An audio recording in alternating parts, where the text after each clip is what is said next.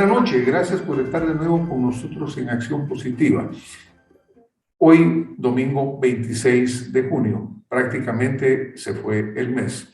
El día de ayer, sábado, se celebró el Día del Maestro, pieza fundamental, base de la educación de cualquier país. En Guatemala, un abrazo fraternal a todos los señores maestros. Orgullosamente soy maestro de educación primaria como mi primera profesión. Y estoy consciente de la responsabilidad, de la misión que tenemos como formadores de los niños, que son el futuro de Guatemala. Un saludo a los señores maestros responsables, conscientes, comprometidos con la educación y dispuestos a servir a Guatemala. Hoy vamos a tocar el tema relacionado con lo que está sucediendo con las elecciones en América. Prácticamente desde el norte hasta el sur, en los últimos 19 meses, han habido cambios electorales, han habido procesos democráticos que han procurado la alternancia en el poder de estos países. Por ejemplo, recientemente en Honduras tuvimos la elección de la señora presidenta de Honduras. Recientemente también en Perú, el señor Pedro Castillo.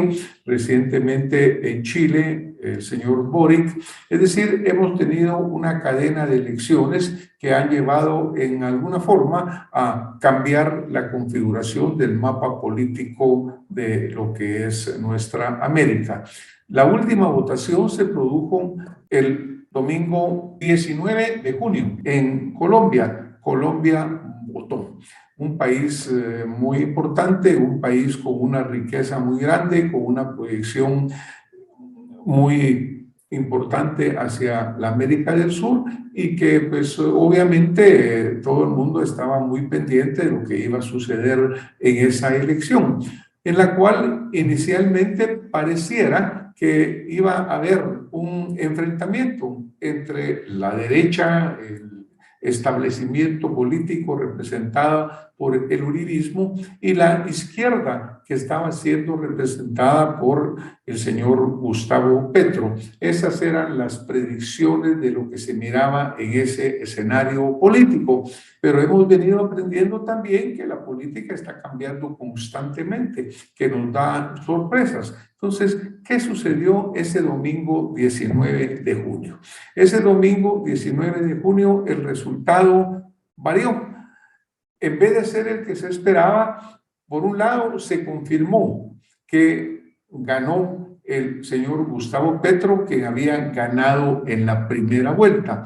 Pero en esa primera vuelta también se dio la sorpresa del surgimiento del ingeniero Rodolfo Hernández, quien venía de un tercer o cuarto lugar.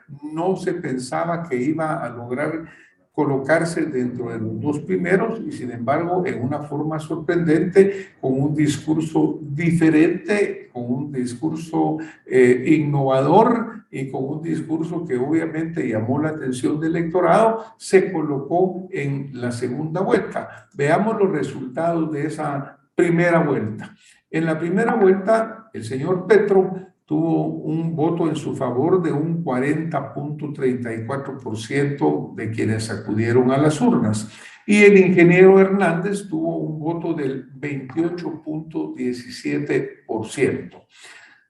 En la segunda vuelta sucedió que el señor Petro incrementó aproximadamente un 10% más en el voto para llegar a un 50.47%. El ingeniero Hernández tuvo un incremento muy significativo en su voto. De 28.17 subió a 47.8. Obviamente remontó muchísimo en el voto.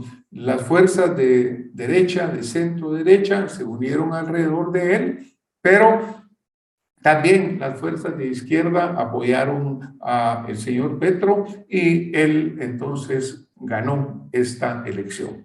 ¿Qué sucedió?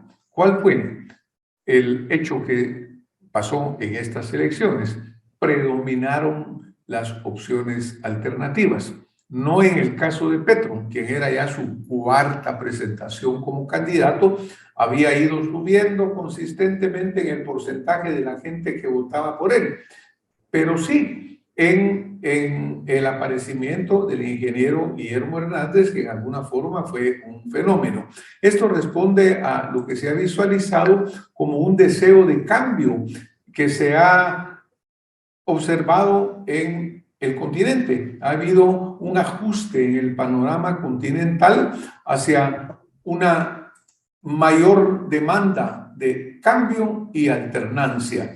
En las últimas 12 elecciones presidenciales libres que se han dado en nuestro continente, porque estamos excluyendo el caso de Nicaragua, en el cual no hubo ninguna libertad, de las últimas 12 que fueron elecciones libres, en todas perdió el partido que estaba en el gobierno, ganó la oposición. En este caso, en Colombia, diríamos que la gente encontró dos cosas nuevas que le llamaron la atención. Una izquierda que no había gobernado en Colombia nunca. Y lo segundo, un candidato outsider que llegó de abajo, no tenía una historia política significativa, aunque había sido alcalde de una ciudad importante de Colombia anteriormente, y que tenía aparentemente un discurso populista. Esto, el discurso populista, se le asigna a los dos. Por ejemplo, Petro, su discurso populista, aumentar aranceles para proteger la industria nacional, sin mencionar o evaluar o considerar los problemas inflacionarios que pudiera ocasionar una eventual escasez de bienes o de servicios por esta protección. Otra del señor Petro, que el Estado garantiza recursos para cualquier desempleado. No va a haber desempleo en Colombia porque todos los que estén sin trabajo, el Estado los va a subsidiar. Es decir, suenan bonitos, son populistas, pero representan inversiones económicas que de algún lado tienen que salir. Los gobiernos no generan. Todo sale de los impuestos que pagamos los ciudadanos, o peor, del endeudamiento para pagar gastos de funcionamiento. Ahora, también al señor Hernández, al ingeniero Hernández, se le señaló de un populismo por su forma de expresarse, por aparentemente desconocer y burlarse del funcionamiento del aparato estatal y del aparato público. Pero tenemos que ser claros que eso generó simpatía entre los votantes, cansados y aburridos del sistema tradicional de gobierno. Veamos algunas de las frases del señor Hernández. Por ejemplo, todos son ladrones, señalando a la burocracia. Hay que quitarle la chequera a los corruptos. Creo que no hay a quien no nos llame la atención ese tipo de pronunciamientos y quisiéramos que sucediera realmente, pero la verdad que fácil son de decir, son difíciles de aplicar, no imposible, pero son difíciles. Cuando él gana la primera ronda, su derecho para pasar a la segunda, pues hace un discurso para sus seguidores, y un cambio importante que introdujo el ingeniero Hernández es que se basó muchísimo en las redes sociales, en el TikTok, incluso tal vez abusó mucho de ello, pero por ejemplo, en el discurso en el cual dirigió después de haber logrado el pase a la segunda vuelta, lo hizo totalmente en Internet. No hubo una concentración popular, no hubo una gran movilización. Y dijo algo interesante: hoy ganó la nación del trabajo, hoy ganó la nación de la honestidad, hoy ganó el país que no quiere seguir ni un solo día más con los mismos y las mismas que nos han llevado a la situación dolorosa en que hoy estamos. Al final, el resultado fue diferente. El señor Petro ganó la elección y entonces tenemos un mapa político en América Latina que ha variado. Vemos prácticamente que los gobiernos de izquierda, de centro izquierda, vamos a ver aquí en este mapa que se ve mucho más claro en color rojo, prácticamente América se ha pintado de rojo. Y tenemos que recordar que Brasil, ese gigante en Sudamérica, está también a punto de tener elecciones en el mes de octubre. E interesantemente, de acuerdo a datos al 22 de junio, el señor Lula da Silva va adelante 20% por arriba del señor Bolsonaro, quien es el otro candidato. Por lo tanto, si eso se diera así, prácticamente con excepción de Guatemala en este momento, de Ecuador en este momento, Costa Rica y Panamá que tienen gobiernos moderados, vamos a ver un mapa de centro izquierda o de izquierda en la región de América Latina. Bueno, hemos hecho un recorrido por lo que ha venido sucediendo en elecciones en otros países. Naturalmente, nosotros respetamos totalmente lo que decidan los electores de cada país. No estamos ni juzgando ni haciendo ningún señalamiento. Simplemente estamos usando esa información para un análisis de lo que pasa en nuestra querida Guatemala. Nuestro país siempre está en crisis permanente. Por ejemplo, acá atrás mío tengo un agujero, una caverna que representa esa tremenda ruptura que tiene la carretera en el área de Villanueva, la cual es resultado de años de incapacidad, de años de corrupción en la construcción de la obra pública y que sigue todavía incrementándose. Es lastimoso, es terrible. Nosotros tenemos nuestros propios caballos del apocalipsis que nos han venido flagelando, nos han venido golpeando, no logramos superar. Por ejemplo, la desnutrición. Somos el país con la más alta desnutrición infantil prácticamente de América y casi el sexto en el mundo. El analfabetismo se ha logrado recuperar bastante, pero todavía estamos lejanos de alcanzar el grado de alfabetización total que deberíamos de tener. Esto obviamente nos lleva a subdesarrollo. Ese subdesarrollo que no permite tener una calidad de vida suficiente, buena para todos los guatemaltecos, que además pues seguimos presas de la violencia. Esa violencia incontenible, de la extorsión, que hace pues que realmente sea muy difícil trabajar en este país, que haya mucha falta de felicidad, porque uno de los grandes indicadores que se utilizan en el mundo y que realmente representan un hallazgo real es el índice de felicidad. En ese sentido, Guatemala está muy baja. ¿Cómo puede haber felicidad si hay hambre, si hay analfabetismo, si hay enfermedad, si hay subdesarrollo, si hay gobiernos que están dejando que el país se caiga en pedazos?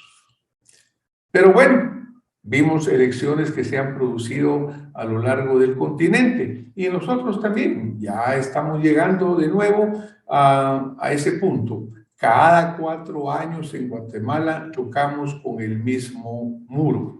Ese muro impenetrable que prácticamente cada 4 años se come los sueños de un pueblo que quiere cambios, que quiere un país diferente. Y siempre salimos con un país que va retroceso tras retroceso tras retroceso. Hemos usado acá la palabra o la expresión las alegres puntos de interrogación, elecciones. Esta fue acuñada por el doctor Juan José Arévalo cuando tuvo su campaña presidencial. Pero a partir de entonces, verdaderamente las elecciones han variado. Ya no hay expresión popular. Ha habido demasiada manipulación de los procesos electorales. Los dados siempre se tiran cargados. Y aunque el ciudadano le dicen, haz lo que quieras, resulta que no es así. Todos sabemos perfectamente que no sucede como nos lo están diciendo. Nos sentimos muchas veces como en este embudo que siempre va a terminar en el mismo punto, porque los sueños de los guatemaltecos, cuando se salió a la plaza, cuando se quería cambios diferentes, se ven cada vez interrumpidos, porque en vez de tener gobiernos que sirvan al pueblo, aunque así pronuncien que va a ser su servicio, resulta que terminan sirviéndose del pueblo. Terminan los recursos siguiéndose en este agujero que tengo a mi espalda, que es el insaciable agujero de la corrupción, que nos lleva a que los caballos del apocalipsis en Guatemala estén verdaderamente desenfrenados, encabezados por el caballo de la corrupción. Cuando vemos frases históricas que pueden aplicarse, encontramos, por ejemplo, Albert Einstein, quien decía, si busca resultados distintos, no haga siempre lo mismo. Y nosotros acá, pues a través del sistema electoral que tenemos, a través de las instituciones como el Tribunal Supremo Electoral, siempre terminamos haciendo lo mismo.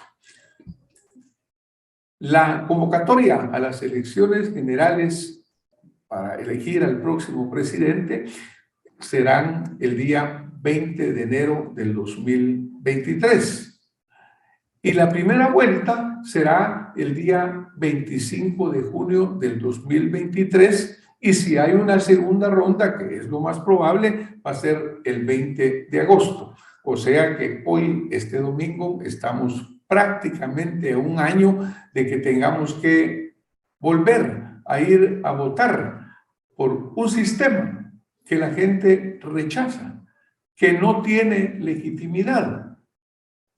¿Cómo podemos decir esto? ¿Cómo podemos decir que el sistema no tiene legitimidad? Es muy claro, la apatía, el abstencionismo, el voto nulo han ganado en todas las elecciones. Muy pocos ciudadanos acuden a las urnas. ¿Por qué no acuden? Porque dicen, miren, en estas condiciones no queremos elecciones. Hay un rechazo popular muy amplio a que verdaderamente tengamos un proceso, porque se percibe, porque se vive como no transparente, se vive como guiado. Ahora, ¿cómo hemos llegado nosotros aquí? ¿Cómo hemos llegado a tener prácticamente una caída libre de nuestra democracia?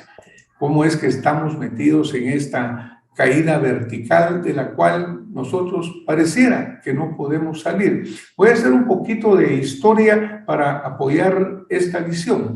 Yo quiero recordarles que el doctor Arévalo, Juan José Arévalo Bermejo, un pedagogo, el presidente de la educación, ganó en 1944 la elección con el 86.25% del voto favorable.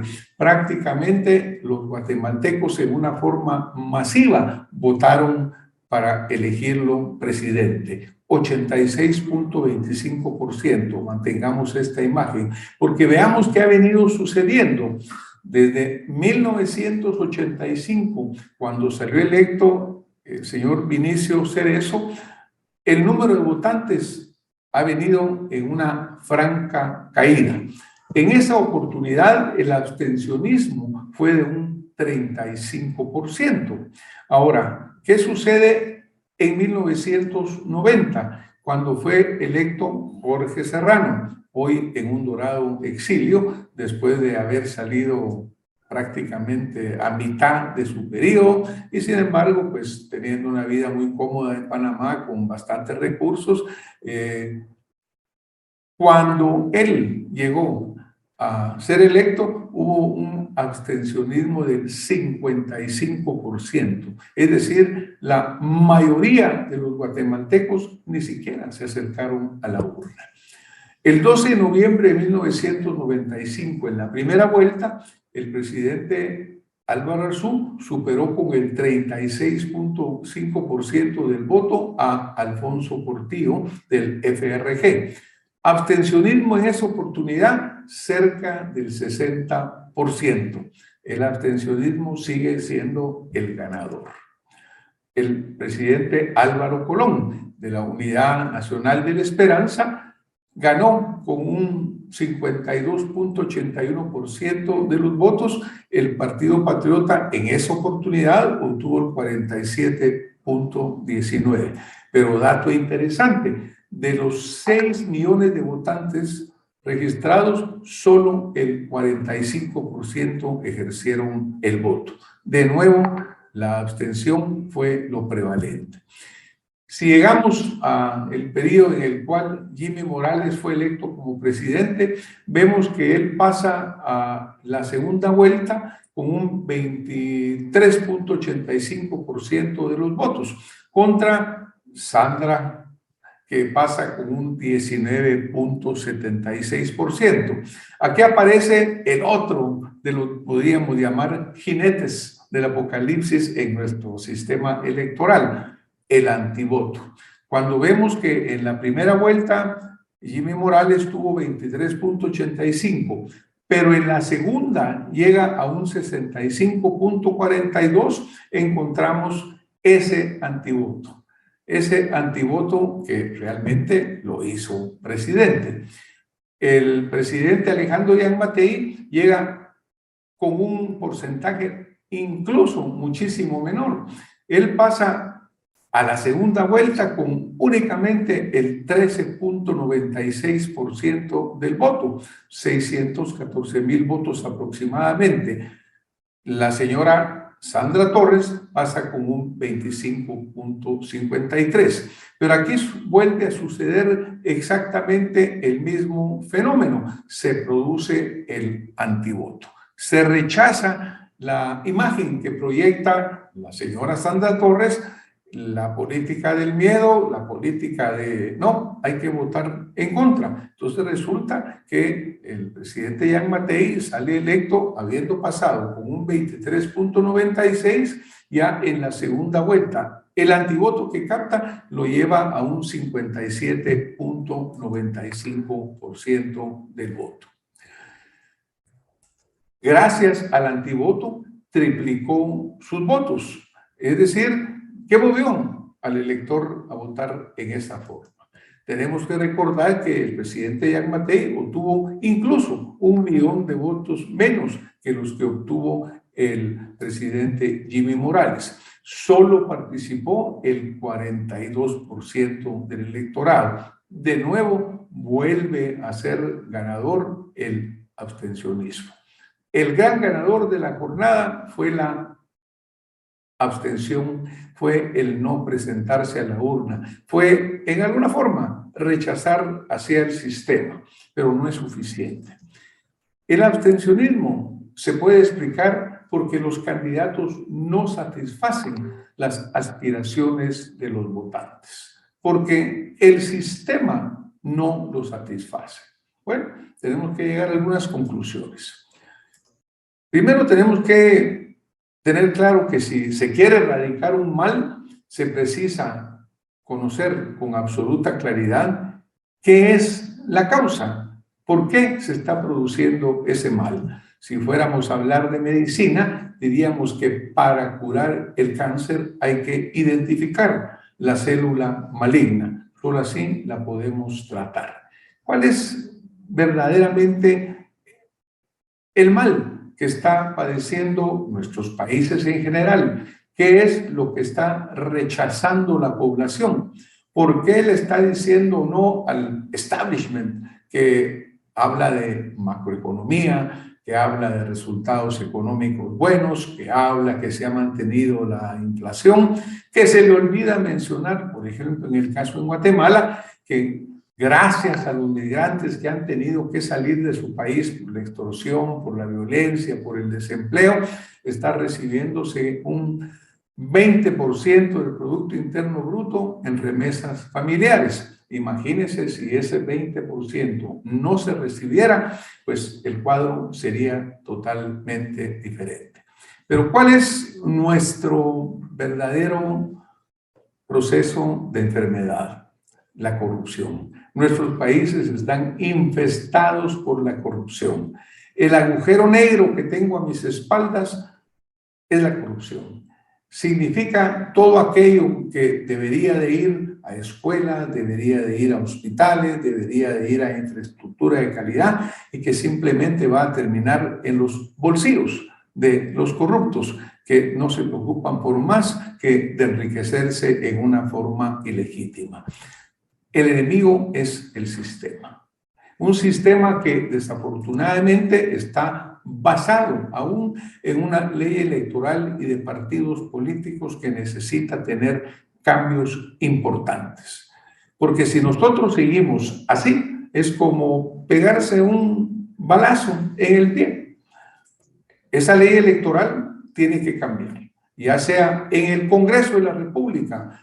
estos que son representantes del pueblo, que desafortunadamente muchos de ellos no podemos generalizar en su totalidad, pero se han vuelto servidores, alfombras de la corrupción.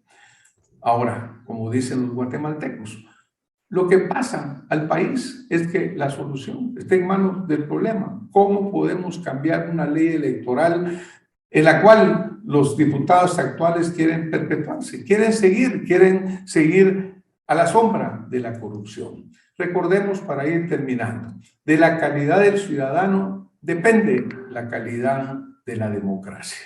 Tengamos claros principios. Señores, no más votar por el menos peor. Rechacemos esa idea. No más votar por el que le toca, porque así hemos llegado a estos tremendos niveles en los cuales el país va en una caída vertical verdaderamente impresionante. Eso sí, muchos multimillonarios van a salir de estos gobiernos. No más voto de castigo. No votemos contra alguien, votemos convencidos de que aquel que está recibiendo nuestro voto lo merece. Pero claro, hay que evaluar bien a los candidatos. No porque se presente por cuarta, por quinta, por sexta vez, eso lo hace el candidato que debe de ganar. Ojalá aparezcan opciones emergentes que verdaderamente cambien la visión que tiene el ciudadano. Ojalá que muchos jóvenes profesionales, de los cuales hay muchísimos en Guatemala, que muchos ciudadanos honestos y honrados aparezcan, decidan participar, se vuelvan opciones verdaderas y reales. Porque no tenemos que seguir siempre eligiendo entre el cáncer y el SIDA. En esa situación nos hemos puesto. Tenemos que rechazar el sistema y aún incluso tenemos que derrotarlo si necesario con el voto nulo. El voto nulo, si más del 50% de una votación es en contra o es nulo, esto obliga a que se repita la elección. El argumento en contra es de que los mismos que se presentaron y fueron derrotados por el voto nulo pueden volverse a presentar. Pues entonces los volvemos a derrotar hasta que se agote el sistema, porque es la única forma de hacer patria. Despierta Guatemala. Es un llamado a la conciencia. No es un llamado electoral, no es un llamado de un partido político. Es simplemente un llamado a que nosotros como ciudadanos despertemos, que tengamos claridad que el Estado somos nosotros. En tiempo del absolutismo, el Rey Sol decía, el Estado soy yo, pero eso cambió. El Estado de Guatemala le pertenece a todos y cada uno de sus ciudadanos. No permitamos que lo sigan corrompiendo, no permitamos que lo sigan saqueando. Muchas gracias por haber estado con nosotros esta noche en Acción Positiva. Nos vemos la próxima semana.